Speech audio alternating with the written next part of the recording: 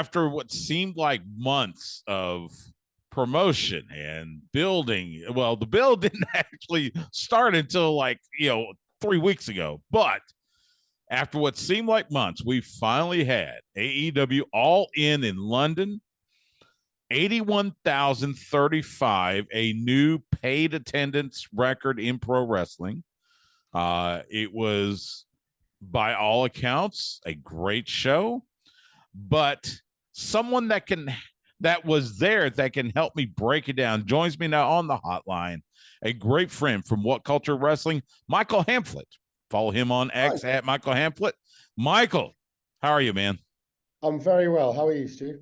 I'm doing good. All right. So I always like to start these things, and we'll get into some of the particulars, but overall grade for AEW All In London. Ooh, I'm feeling still like an A minus, genuinely. As I left the stadium, I thought it was the greatest AEW pay-per-view I'd ever seen. I understood the live bias kind of makes a bit of a difference. So I got back and I watched it when I got home last night.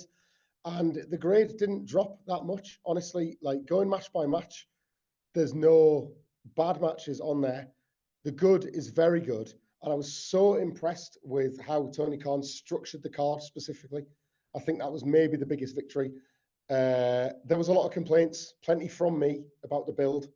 And on the night, I felt like enough of those were addressed in the way that he laid out the card and a way that he made certain things feel bigger by where they were placed. And I was so genuinely, as an overall show, I think it was far greater than some of its parts that we were maybe concerned about on the way in. Yeah, I kind of felt the same way. It was definitely a home run for AEW's first appearance in Europe, much less a major pay-per-view. The build was questionable to say the least, but you're right. It felt like a lot of that got addressed during the show, during the broadcast, and it felt like just a victory, not only for AEW, but for pro wrestling in general, that for all intents and purposes, WWE no longer has that stranglehold on the international markets. AEW is now making their waves, at least internationally. So we got to start off with the report. It was confirmed this morning by Justin Barrasso from Sports Illustrated, our good friend, that CM Punk and Jack Perry have been suspended after their altercation. There have been multiple reports about what happened. We know that Jack Perry, during his 0 hour match with Hook, they were fighting on the limo that Jack Perry came in on. And he made a reference to some sort of deal that he had with Punk about using real glass during a Collision episode. Give me what you know or what you've heard, and just give me your thoughts on whether this could overshadow what was a successful venture there by AEW. I mean, I certainly hope it doesn't overshadow the event. I'd like to think it wouldn't. And I think ultimately that'll happen through the force of will of most fans. I think it's okay to be fascinated by this latest locker room drama if that's to your taste. I quite like a bit of it. I think we're all guilty of kind of wanting to know what goes on when things like this go down. And I've only heard the same reports that everybody else has heard. And I like to think when these stories come out, especially when there's clear stories from both camps and both sides, the truth probably lies somewhere in the middle. So you can probably take a little bit of everything of what you heard and find your own kind of you can find your relative compromise. It's a shame a lot of the wrestlers can't, because I feel like as fans, we can probably find our compromise between like what actually happened here. But I do think it's obviously I understand that people feel concerned that this will just take away so much of the goodwill that All In has generated and a lot of the praise for the product. I don't think it will. I just think right now we're kind of living with both. They're kind of coexisting uneasily with one another. I certainly think it's less than ideal for Collision going forward and less than ideal for All Out. And I think AEW will have, this will only add to the domestic business issues that AEW has, but I don't believe it'll take away from the experience that people had and the memories that they had, not least because CM Punk Samoa Joe was just a wrestling work of art. I think if you consider that all of this took place before Punk went out there, had he walked out with a black eye or a split lip or torn gear, and all people could talk about was what on earth has happened to CM Punk here, that would have detracted from the match. But when the match left such an indelible memory with people, I think, like I say, I think both things can be true. I think you can love what you saw on Sunday night and equally be left with quite an invested level of the ongoings between Jack Perry and CM Punk. I think it's very sad it's happened. I think it's very easy to place blame on either side, really. I think there's fault on both sides. I think in every situation over the last couple of years, there's been faults on each side. And I don't just mean the wrestlers. I mean, from a leadership point of view as well. I think ultimately, particularly after last year's big blow up with Brawl Out, that was probably an opportunity to just pull the tablecloth away and accept that whatever systems were in place to try and keep everybody happy hadn't worked. And it was time to have difficult conversations and maybe set in place new structures and ways in which to deal with these things. And obviously, this is complete speculation, but it doesn't feel like that can have possibly have happened if we are now a year on and back here. I'm a huge CM Punk fan. I believe that wrestling is better with him. I believe that products and matches are better with him in it. But equally, I can acknowledge that there is blame on both sides here and a number of issues that were, from the outside at least, never truly addressed. This was, sadly, maybe not timing at Wembley, but a lot of this, I think all of us collectively are kind of agreeing quietly that something like this was inevitable. Let me ask you this, and you kind of probably already answered this, but does this make Tony Khan bringing CM Punk back this summer, does it turn that into a mistake? I don't know. It's really hard because, I mean, just speaking from my own personal view, no, because I got to watch him work again in Wembley Stadium, of all places. And I would dare say to any CM Punk fan who's been at any of these Collision tapings, and his hit rate has been incredibly high, I think, since returning. I think his work has pretty much found that level he was at, before All Out 2022. I would say that fans, at least, have been quite happy with what they've seen out of CM Punk. I don't know. I believe that all competitive athletic locker rooms are going to have incidents like this. What troubles me about what we've had here and what we've had the last year, and then I guess in contrast to some of the other fights, if you use kind of Eddie Kingston and Sammy Guevara as an example, or the story that came out about Thunder Rosa being kind of gracious enough to want to make amends with the locker room.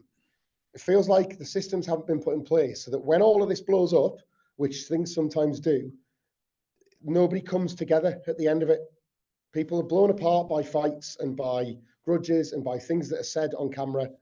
CM Punk did not instigate the fight on Sunday, but it can be argued that he instigated the belief that you can make comments on camera because he's done that about Hangman Page, just as Hangman Page had done about him. It's kind of like the lack of an obvious rule for talent means that this was kind of bound to happen. And after the fact, it doesn't feel like people are coming together. It doesn't feel like, obviously, there must have been some conversation where Punk's side and the Elite side have had to at least compromise so they can all coexist on the same roster. But this doesn't feel anything like Guevara and Kingston or Thunder Rosa or similar situations we've heard like that. It doesn't feel like that whatever's happened has brought them together. And I wouldn't pin that all on CM Punk. I do pin that on Tony Khan. I do pin it on it being like an organizational matter. I feel like it's easy for us to say it in our jobs that if we fought with our co-workers, we would probably be fired or we would probably suffer severe disciplinary measures, right? But one of the reasons why we don't, other than being civil and not brought from 0 to 100 due to adrenaline rushes from the crazy job we have because we're wrestlers, is that our bosses and our management structures and the places we work kind of ensure that we don't do those things. And this is not the first fight, is it? And it just sort of feels like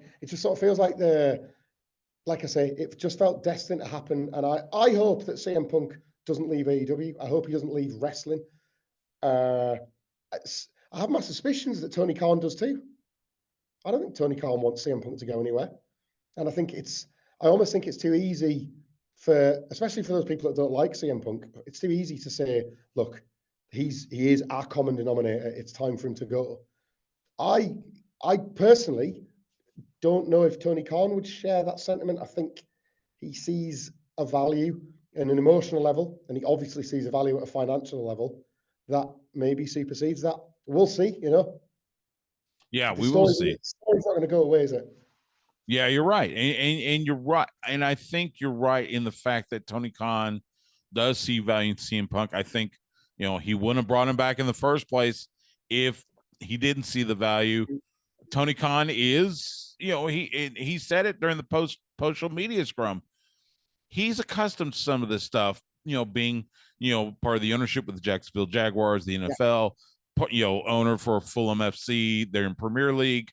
So he knows locker room dynamics, on all levels. So I don't want to see CM Punk leave. I think that you're right. He does definitely add some entertainment value to AEW, to the product. I guess time will tell. We'll see what happens. And you're right, that match with Samoa Joe was a masterpiece. It was a fantastic match.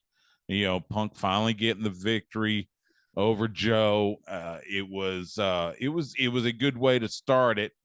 And the stories that came out afterwards, I think our friend Nick Hausman from House of Wrestling reported that AEW didn't send a car to Heathrow for CM Punk, and he had to find his way to the hotel via the tube, and had to get fans to help.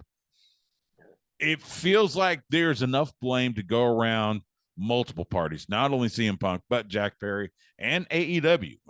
It feels like a kind of a little bit of a miss there. So let's hope that it's limited to just what happened in London. But the rest of the card was fantastic. You had I'll go to the women's title match. Saraya winning the women's world title there in London in front of her family, front of a home crowd, for lack of a better term. I think I was thinking that they were going to let Shida get her win.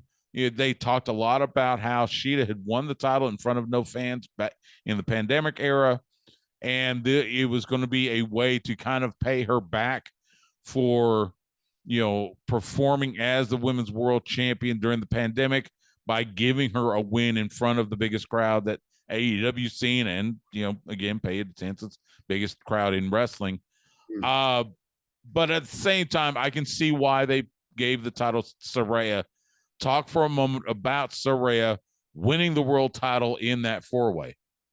I did sense that they were going to strap up Saraya, actually, just because I thought it was an opportunity to kind of, if this is going to be AEW's attempt at a WrestleMania adjacent show. Well, what am I saying? WrestleMania adjacent. We've got it now. It's bigger than any WrestleMania. Like this was. This looked, and it was so strange, wasn't it, to see a show that looked like WrestleMania being done by the self-identified challenger brand. It was so strange visually, I felt, and I just felt like they were looking for 2 or 3 big moments that could be there in the highlight packages, that could be held up years from now as part of this history-making night.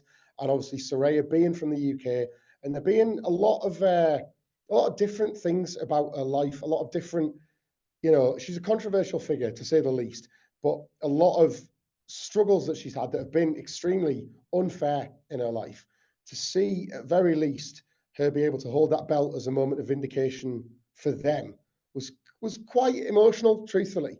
I think regardless of what you think about some of maybe the other aspects of like a family or a personal life, just for that, for the woman that had to retire, for the woman that had obviously had so much of her private life unfairly exposed and dragged out, I think that was an opportunity for AEW to do something just nice, and I think they did, and I think they can be commended for that.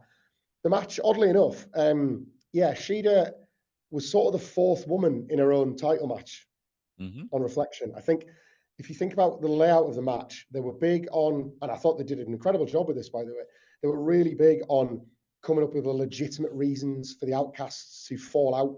You know, every 3-way and 4-way that you've seen, it's like the heels only realize halfway through that they both can't win. So rather than it just being a fight over who wins the belt, coming up with the idea for Toni Storm to slug Saraya's mother and that be what sets the wheels in motion for breaking the outcasts up, I thought was inspired. The idea that Toni Storm was ready to break Saraya's neck on that bottom turnbuckle until Ruby Soho tried to fix it. And then when she couldn't, her kind of throwing her hands up in the air.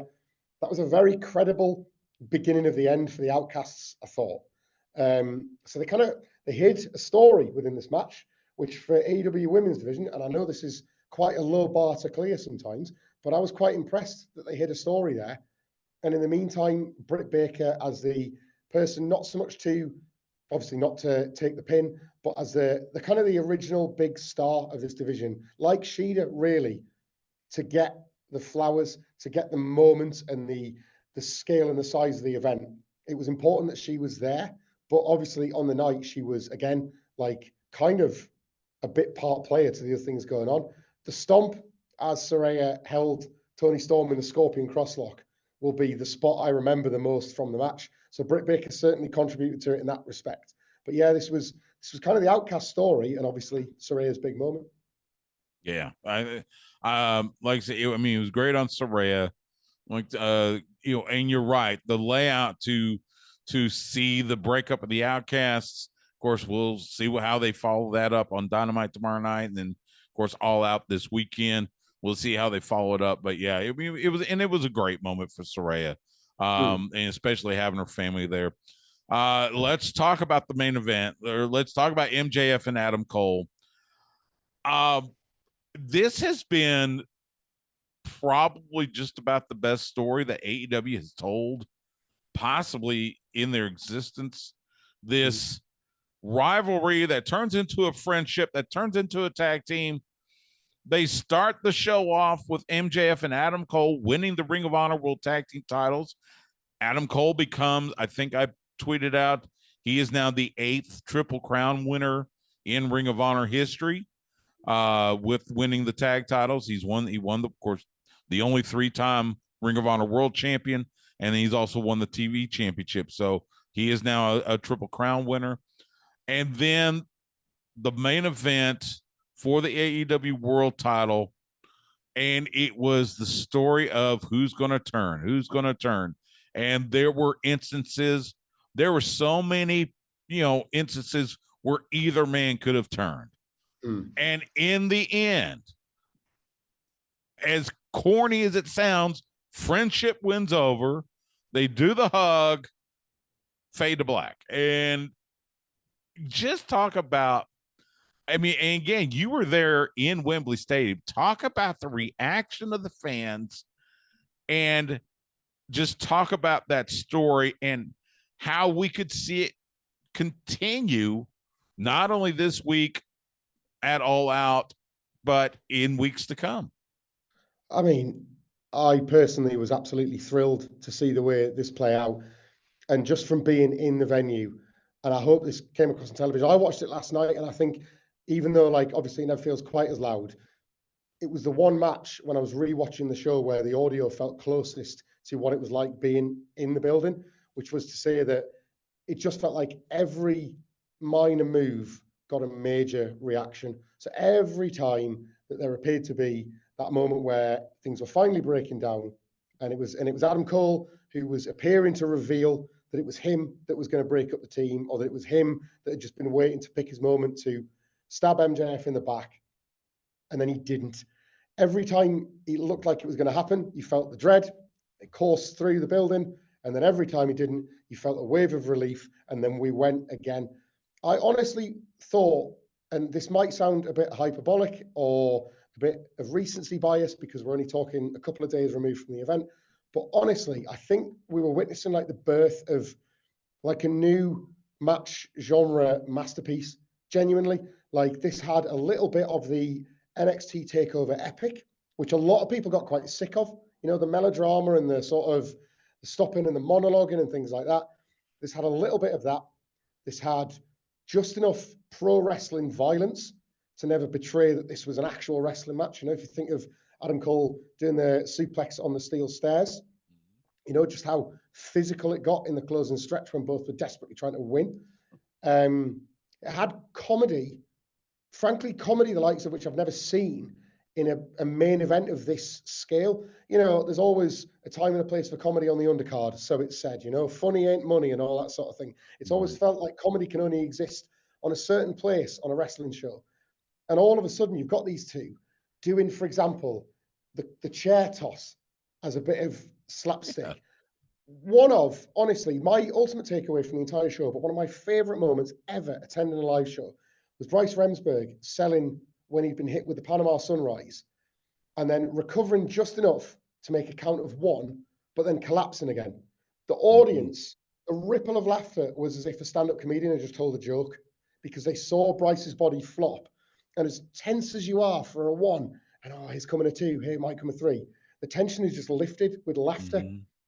Think about that in your regular life when there's a moment of tension and laughter just temporarily lifts the tension, how good that feels. And then you were transported back into the tension because Bryce is putting his arm up and he's about to count two. And there was so many moments like that where it pivoted between. Look, the word cinema is thrown around a lot in wrestling at the moment. And I think sometimes it's used as a bit of a joke. Sometimes I think people mean it seriously as in reference to the bloodline and things like that. This had action, comedy, drama, and ultimately, it was a little bit of a love story. This was a cinematic match played out in front of a live audience. If this isn't becoming clear, I can't say enough good things about this. And I don't think as well, it's just as easy as saying great structure. I think it's in the hands of the people that have got to deliver it and have got to tell that story. And Adam Cole and MJF are just two of the best, the very best to do it. They've been two of the very best to tell this story since they came together. You had to believe that Adam Cole was the only guy nice enough in the locker room to just roll his eyes and accept MJF. You had to believe that Adam Cole was so nice that maybe he's nice enough to turn MJF nice. You had there are so few wrestlers that you could do this story with. And I think that's why so many people have gravitated towards it. And I think that's why the hug and no turn was greeted with such joy, because as a collective, I feel like we want more from this. Like I was so pleased when they won the belts because in my gut, I thought, they're not going to have them win the belts and then tear that up straight away. They might tease it, but they're not going to do it. And now I kind of welcome a 4, 5, 6 month title reign where Adam Cole waits in the wings until it's time for him to get another title shot. Can you imagine MJF is defending his title against the heel? I don't know, Ricky Stark, something. And like Adam Cole is just wishing him the best and he's just in his corner. And what he's really doing is waiting for his next opportunity, and he might be waiting to strike. But now we get that tension. They've somehow folded it all the way back in, and you get to watch it roll out bit by bit by bit. You're not wrong about it being. I think this year we've talked about AEW's lack of like really great, grab you by the heart stories. So this feels like it's the best story of 2023. I think that's probably underselling it. I think it does go into that AEW like Punk, MJF, Page, Omega. It goes right into that top tier. And I think the match on Sunday kind of cemented it there for me. Like a wonderful, wonderful piece of work. I agree with you totally.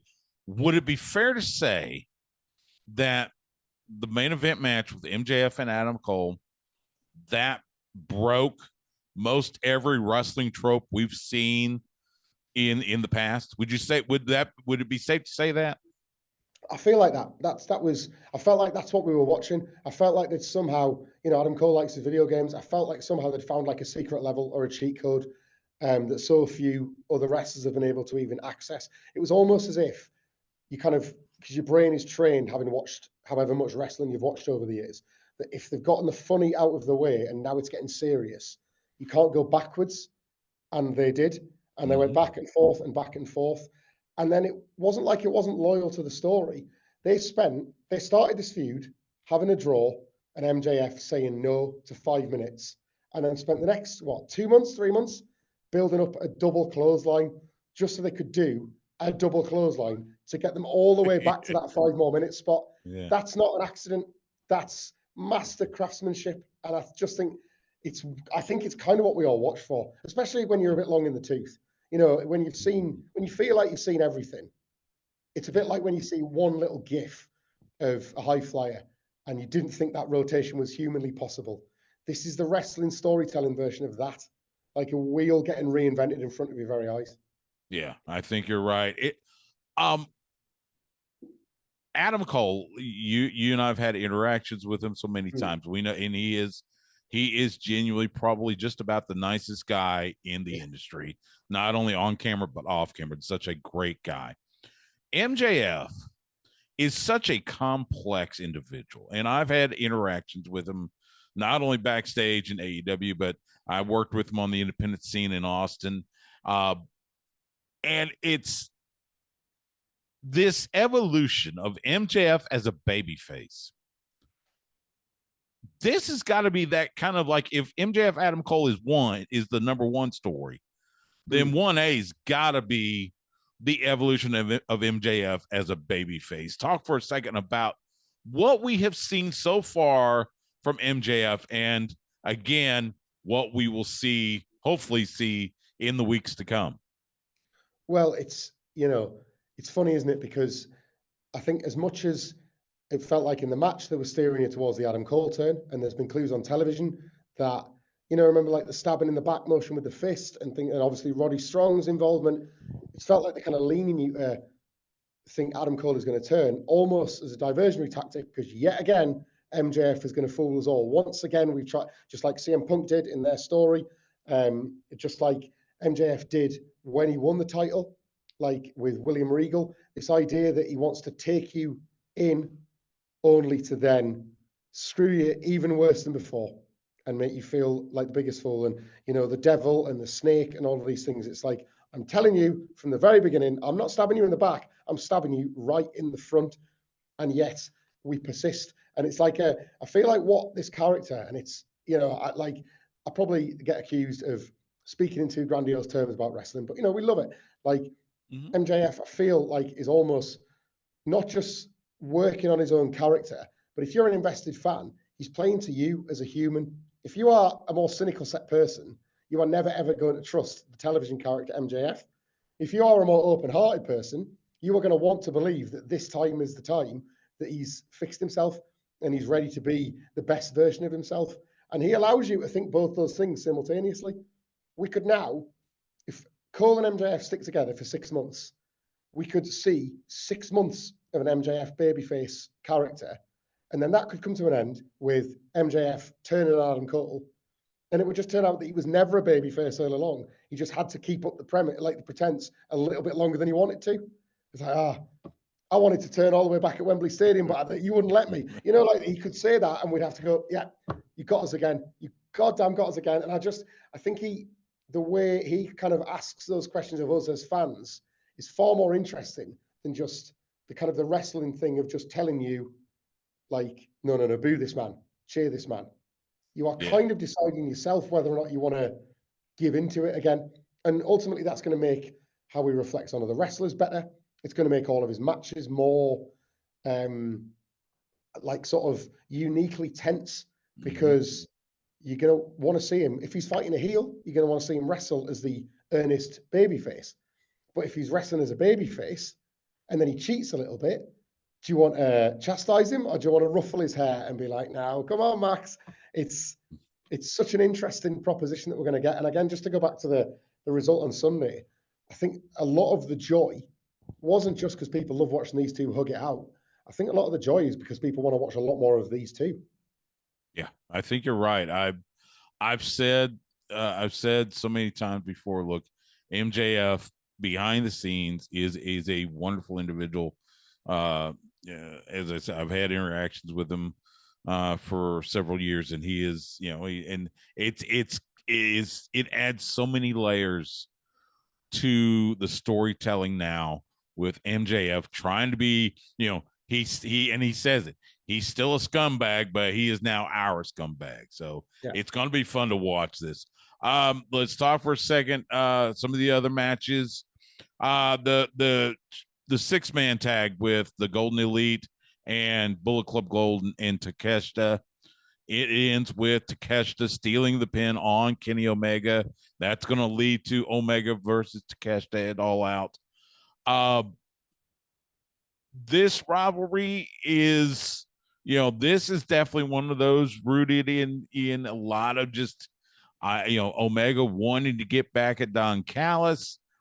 Give me your thoughts on Golden Elite versus Bullet Club Gold and Takeshita. I think it was. Well, it was. I was going to say it was fine. It was better than fine, but I think ultimately it was. It was the only match it could have been, which is to say, like there was a lot of debate and discourse about Kenny Omega especially, but also Hangman Page and certain others that perhaps should have been in not just a singles match, but in a match that had a story befitting of their like AEW legacy. It was almost asked of the audience to shoulder like several years of really like New Japan character-based stuff rather than anything we've seen in AEW.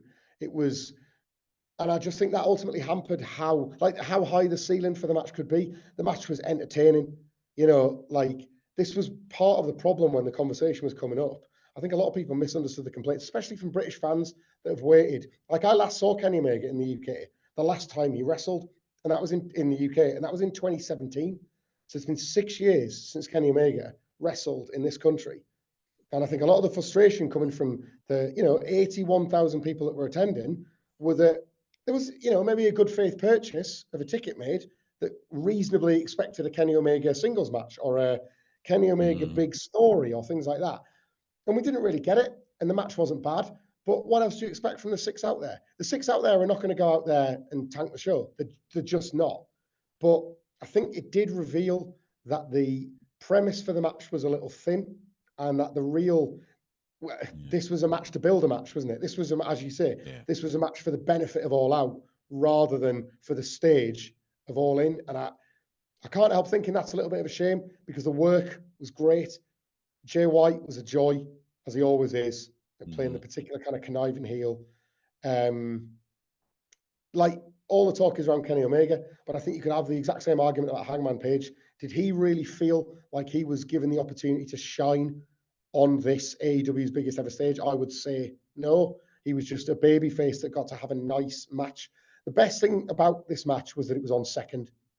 Like, I dare say, after some of the more evocative or heftier performances, this might have been the one that people somehow, considering that it had Page and Omega in, this might have been the one that people might have had to choose to go to the toilet or go get a drink or go get a snack, because the card had some pretty weighty material on, and this wasn't really that. Yeah, I think you're right. The Stadium Stampede match, I think I was a little surprised that the good guys won. Eddie Kingston, Best Friends, Orange Cassidy, and Penta. I thought that BCC and Santana Ortiz would have taken the victory, and then it would have led to more of the split off.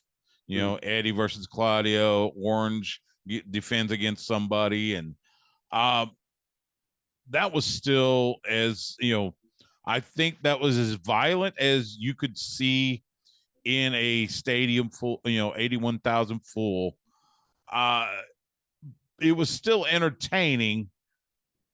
It did feel a little like maybe there was something missing. Give me your thoughts on Stadium Stampede. It was a lot of fun. I think, truthfully, I don't think this was in the plans. I think if, like initially, I feel like, we heard a bit of scuttlebutt about what maybe some original matches might have been, or what maybe might have been in Tony Khan's plan had it not been for injuries, or like the Bucks re-signing seemed to change that tag match, and lots of little things like that.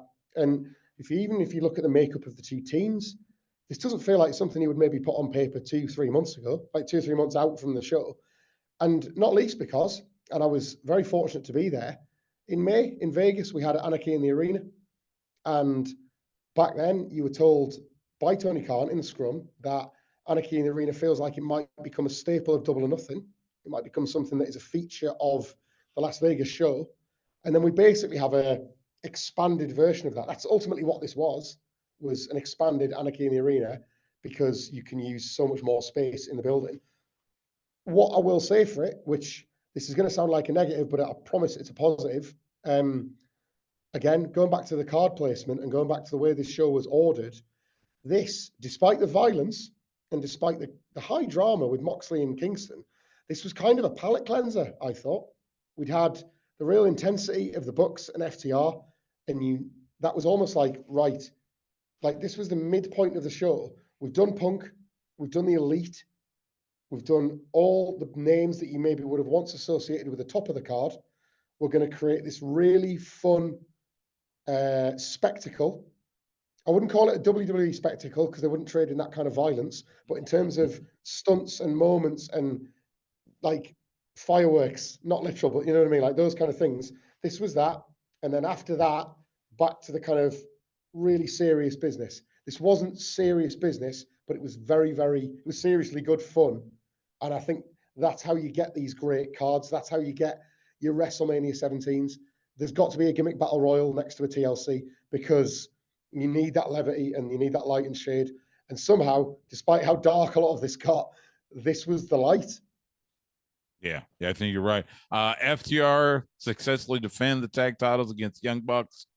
I think I had it in my mind with the Young Bucks re-signing for, a few more years that Tony was going to give them the tag titles.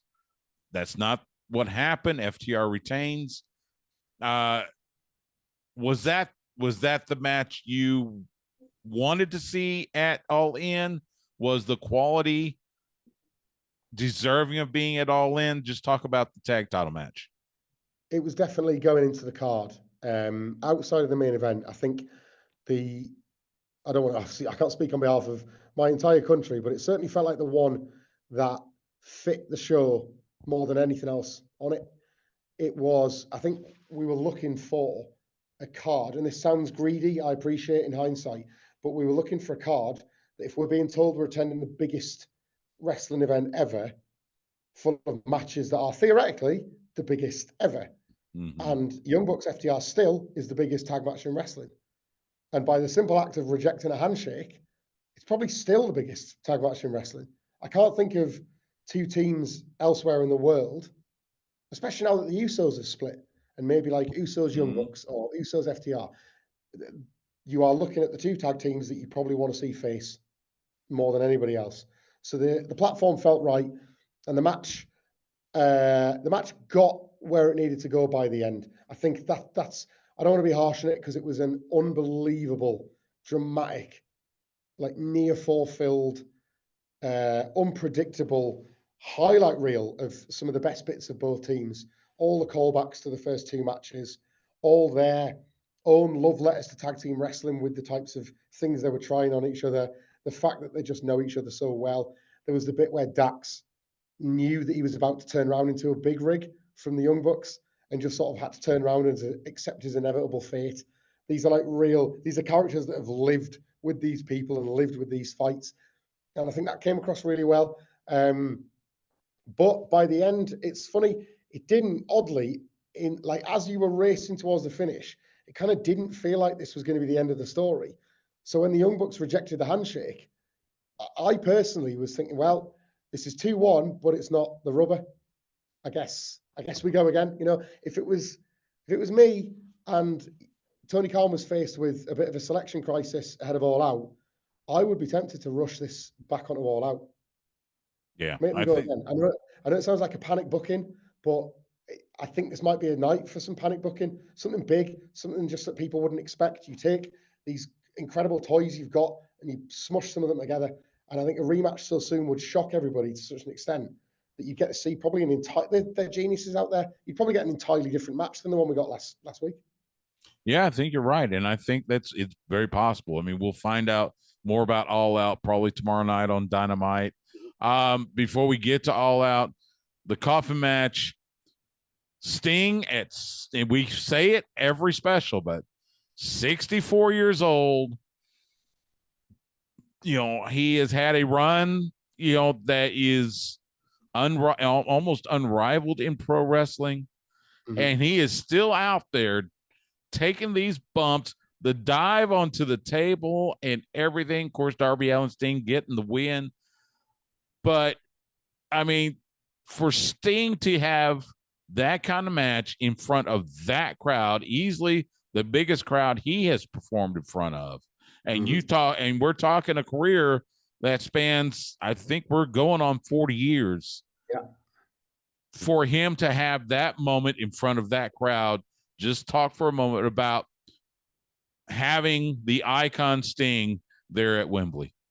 Oh, amazing. I was very, very lucky to see Sting working a TNA house show when TNA used to do their tours here in the UK.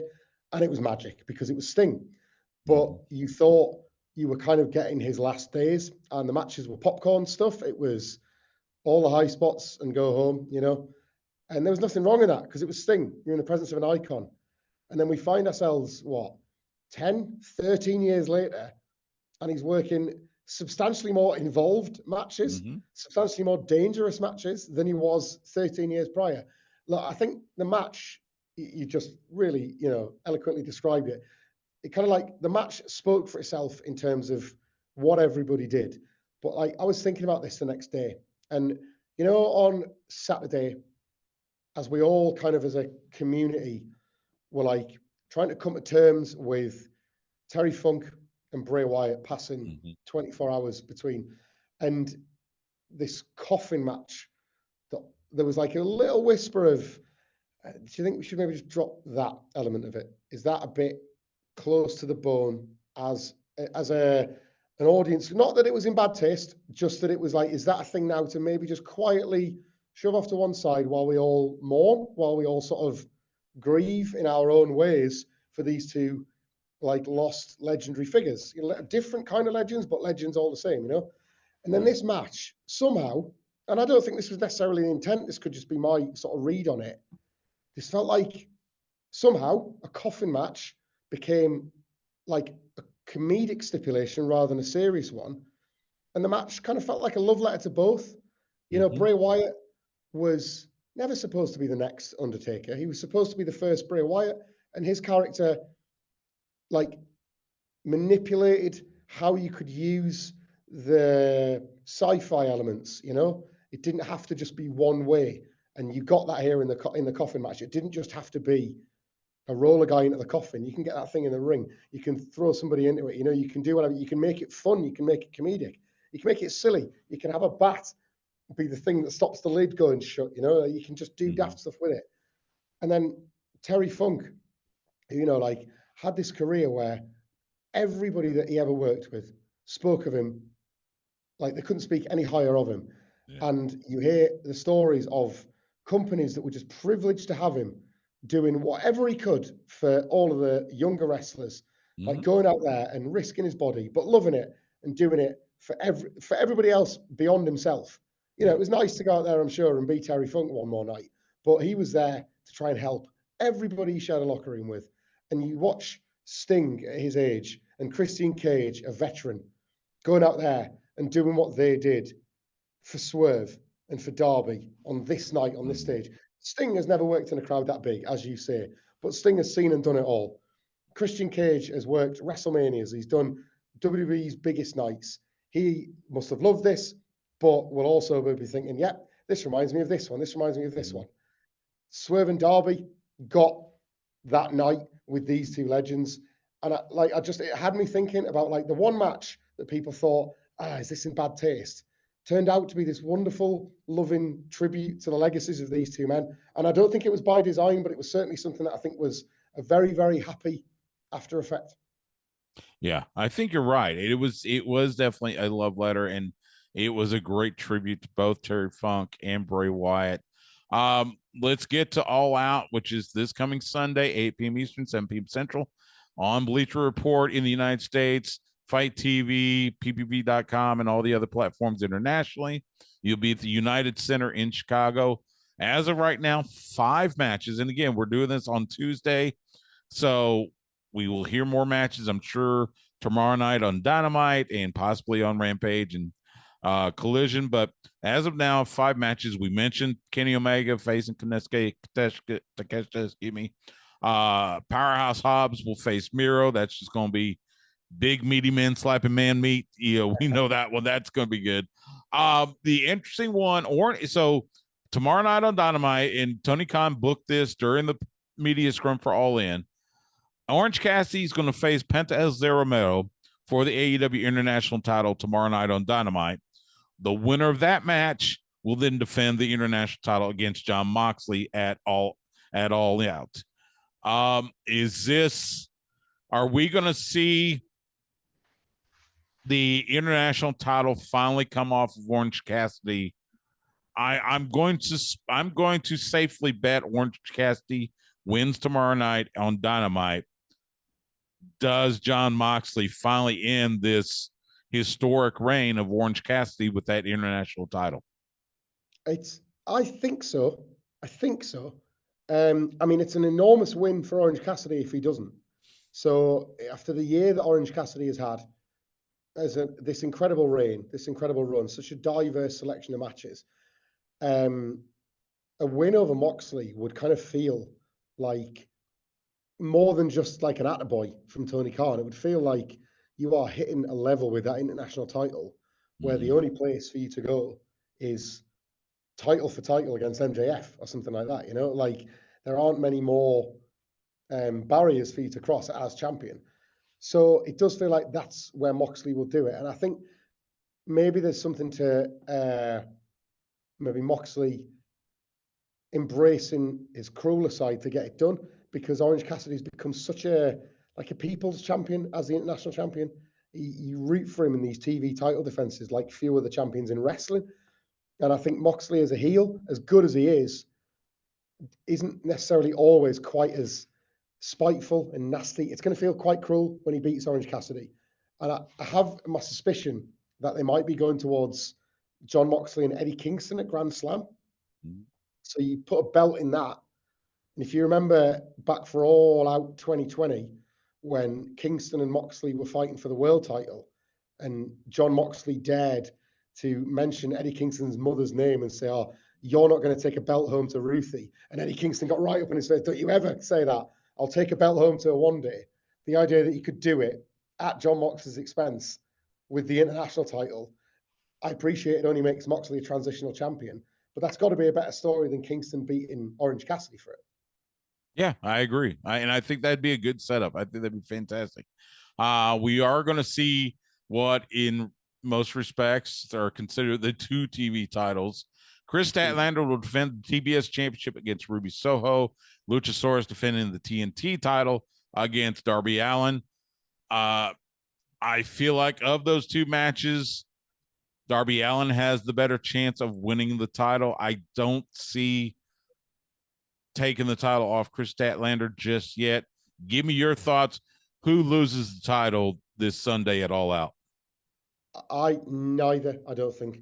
Okay. I think they're still having a lot of fun with Christian being the guy that holds the belt, even if Luchasaurus is champion. And I don't think they want to give up that bit just yet. Darby Allin can very convincingly eat a defeat and recover just fine, not least from a guy of Luchasaurus' size and stature.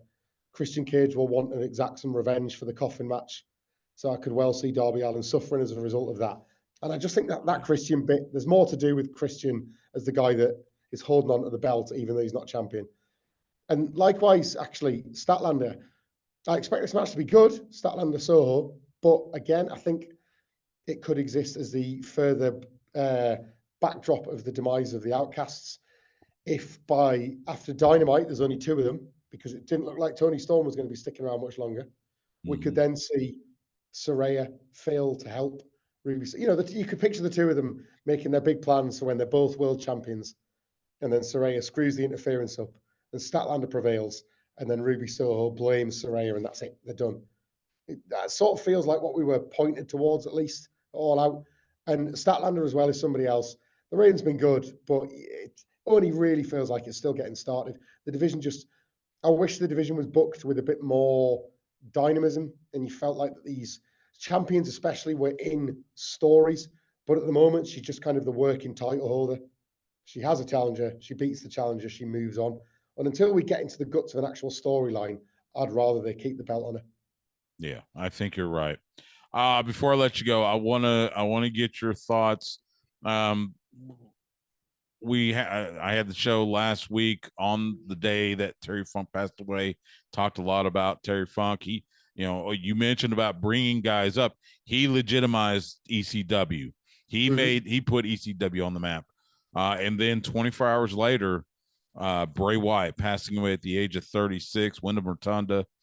Talk first, just reflect on Bray Wyatt, what he meant to the wrestling landscape, to WWE, and what do you think his legacy is going forward?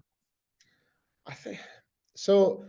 Like a cheap plug, but myself and my colleague Michael Sidgwick put out a Bray Wyatt retrospective shortly after he passed, and we wanted to do that because we'd been on podcasts for years, admitting that we weren't particular fans of not so much Bray's work, but I guess like the WWE presentation of the Bray Wyatt character.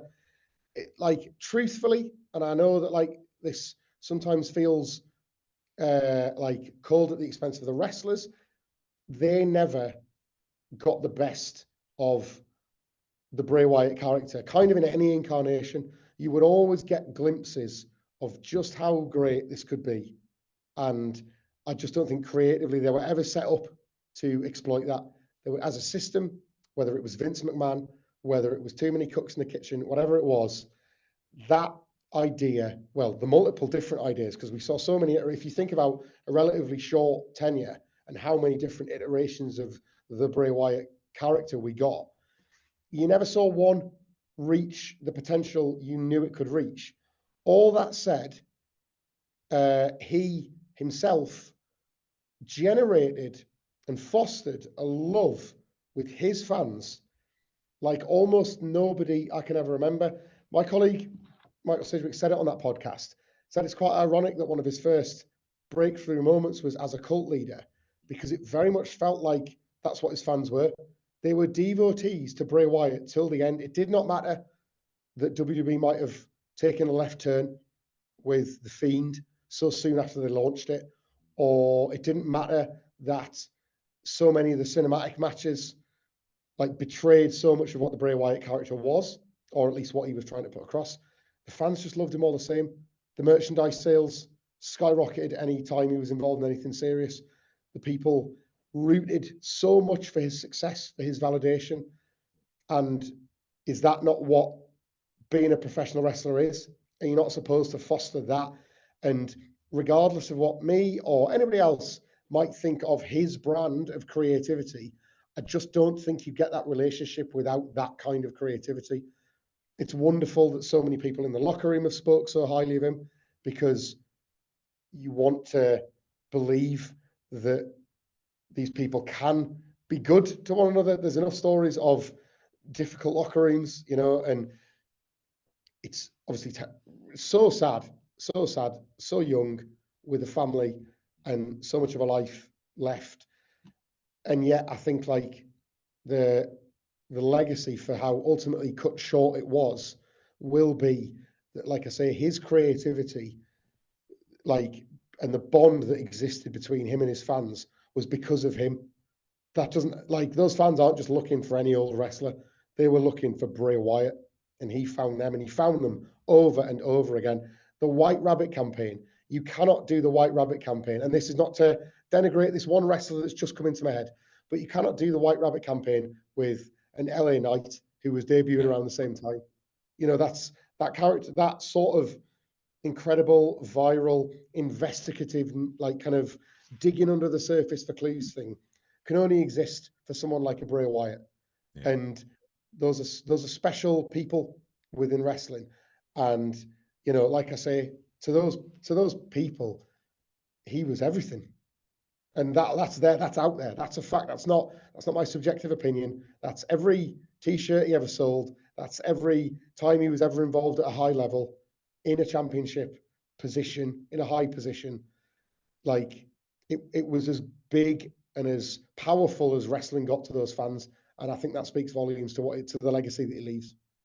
I tend to agree with you. Like you, I wasn't the biggest fan of the Bray Wyatt stuff, whether I kind of like the Wyatt family stuff, but the Mm. Fiend stuff just it wasn't for me. But I'm an older wrestling fan, and then this most recent reincarnation.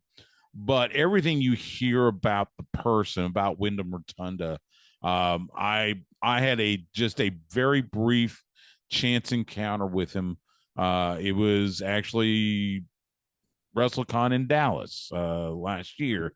I'm standing there. I'm talking to Lance Archer, and this is when Bray, he was in between stints with WWE. Yeah, Here comes Bray Wyatt, and Lance introduced him to me, or introduced me to him, and we had just a very brief, "How you doing? Hey, it's great to see you. Good luck and everything."